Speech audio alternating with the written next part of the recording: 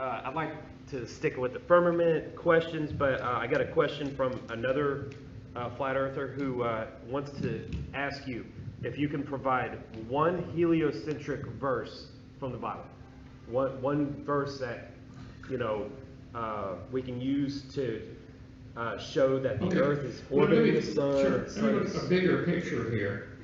I think, obviously some of your friends are obsessed with this flat earth stuff, and I think it's a complete waste of time. Even if it's true, it's a waste of time, because there are much more important topics. So if nothing else, this is distracting Christians on nonsense stuff. It's a useless topic. What is it distracting us from?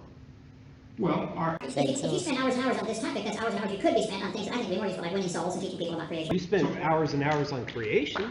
I think that's essential to understand who the Creator is. That's my calling in God. But answer your question. If you're in the back seat of the car and I'm driving, and we're heading north on I-35, and we're going 70 miles an hour. If you go 70, you get run over around here. Don't you? We're going 90 miles an hour like the Texans do. We're going north at 70 miles an hour, and you say, Brother Holcomb, would you hand me a bottle of water? I reach down, hand a bottle of water back to you. Let me finish the analogy though. If you say, pass me back a bottle of water, I pass you back a bottle of water. But what about biblically? One verse. Biblically? That's my point. If you said, pass me back a bottle of water, I would pass you back a bottle of water. Well, we're going north at 70 miles an hour. So there's not a contradiction to the Bible. One verse that supports heliocentricity.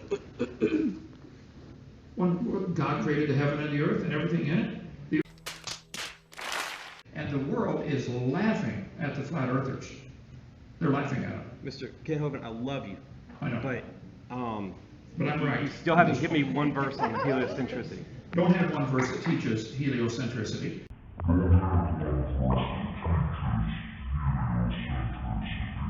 Don't have one verse that teaches heliocentricity. I don't have one verse that teaches there are 9 planets either. There are 9 if you count Pluto. I don't have one verse that teaches computers. The Bible doesn't deal with the topic. And I went through all the verses that they used and said, look, this is obviously a metaphor. Of course, we're talking about the circle. The Bible does say the circle. Well, This argument is endless. I think it's a waste of time. That's why I said months ago, I don't want to get into it. Let your flat earthers go do what you want. I've got a ministry God's told me to do. I got other fish to fry. Just so you go. there is no such thing as a circle. Circle does not exist except in imagination. It says the Lord sits on the circle of the earth. There is no such thing as a circle. Isaiah 40:22, Kent Hovind version. It is he that sitteth upon the imagination of the earth. Why did he say breadth of the earth when he could have just said they went up on the earth? Why did he say breadth? So I did something in 30 years of ministry at the time that I'd never done. I looked up the word breadth of the earth. And it is the Greek word platos. Of course, here is the definition, width, breadth, and I thought, platos. Well, that sounds like our word, plateau, which means flat land, right? Or a flat place of land. I thought, that's interesting. So then I looked and noticed it says from 4116, meaning that this word has a root word, right? So what is the root word? The root word is platus. And what does platus mean? This is straight from the Strong's Greek Dictionary, by the way. Spread out flat. So what he's saying is they went up on the spread out flat earth. These people out here, these pastors, these Christians, flat earth's not in the Bible, really? Sometimes you got to look up a word because we lose a lot in English. And also the word gay or gi, or however you pronounce it, for the earth in Greek here means the whole thing. Not just a spot, but it means the whole earth. All right, and that's exactly how the Septuagint translates it as well.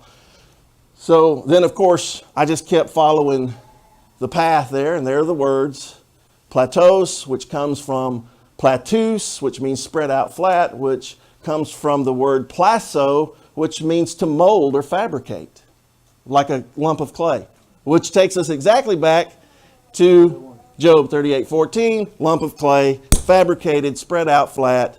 The Bible teaches the shape of the earth is flat.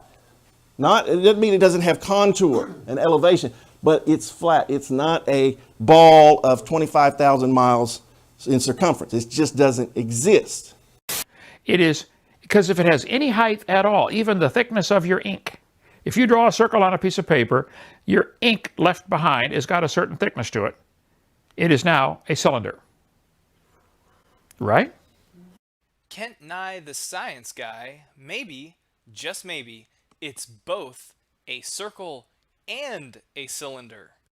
Technically, there is no such thing as a circle. It's an imaginary construct for geometry, and it's practical, and we use it all the time. But in reality,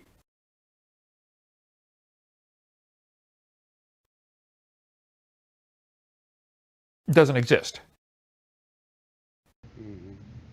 The Circles are purely imaginary. It says he looks down on the circle, so when he looks down, he sees. No, it says he sits can on the see. circle of the earth.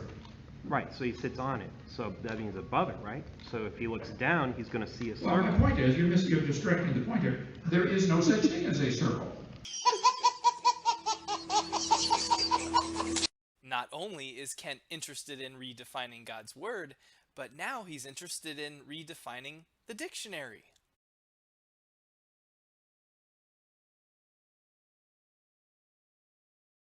Romans 3:4.